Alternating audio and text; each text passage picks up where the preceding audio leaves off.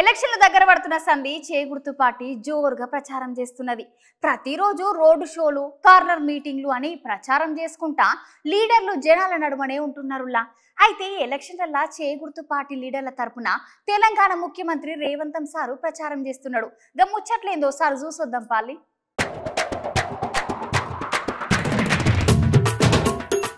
అవునోళ్ళ ఎలక్షన్లు దగ్గర పడుతుంటే చేగుర్తు పార్టీ లీడర్లు మస్తుగా ప్రచారం చేస్తుర్రోళ్ళ. ఆస్తాం పార్టీ లీడర్లు అందరు జనాల దగ్గరికి ఓట్ల గురించి చెప్పుకుంటా ఎలక్షన్ల గెలిస్తే ఏం చేస్తామో చెప్పుకుంటా జనాలను ఓట్లు అడుగుతున్నారు. అందులో భాగంగానే రాష్ట్రం మొత్తం సుడిగాలి పర్యటనలు చేస్తున్న రేవంత్ సార్ ఇవాళ కోరుట్ల జనజాతర సభ మీటింగ్ లో మాట్లాడుతున్నాడు. సార్ మాటలు మీరుసుతో పాలినోర్రే. నీ కుతంత్రాలను తిప్పి కొడతామని వాళ్ళ రహస్య ఎజెండా మీద నేను బహిరంగంగా మాట్లాడి భారతీయ జనతా పార్టీని ప్రశ్నిస్తే ఈ దేశ ప్రధానమంత్రి నరేంద్ర మోడీ, ఈ దేశ హోంశాఖ మంత్రి అమిత్ షా నా మీద పగబట్టి ఢిల్లీలో కేసు పెట్టిండ్రు. ఎవరయ్యా ఫిర్యాదుదారంటే కేంద్ర హోంశాఖని స్వయంగా పోయి రేవంత్ రెడ్డి బీసీలను, ఎస్సీలను, ఎస్టీలను జాగృతం చేస్తుండు. వాళ్ళ రిజర్వేషన్ల రద్దు మీద ఊరూరు తిరిగి ప్రచారం చేస్తుండు. ఆయనను అర్జెంటుగా అరెస్టు చేయాలని ఢిల్లీలో కేసు పెట్టిరు. నేను అడుగుతున్నాడు నా మిత్రుల్ని, ఒకవేళ నేను మాట్లాడింది తప్పైతే ఈడ బీజేపీ నాయకులు లేరా?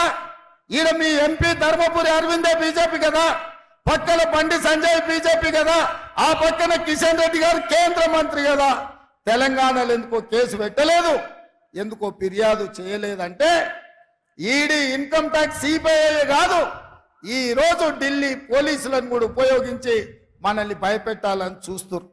నేను అడుగుతున్న మిత్రులారా, ఇక్కడ చాలా మంది యువకులు 10 ఏళ్ళు చంద్రశేఖరరావు చేసింది ఇదే కదా.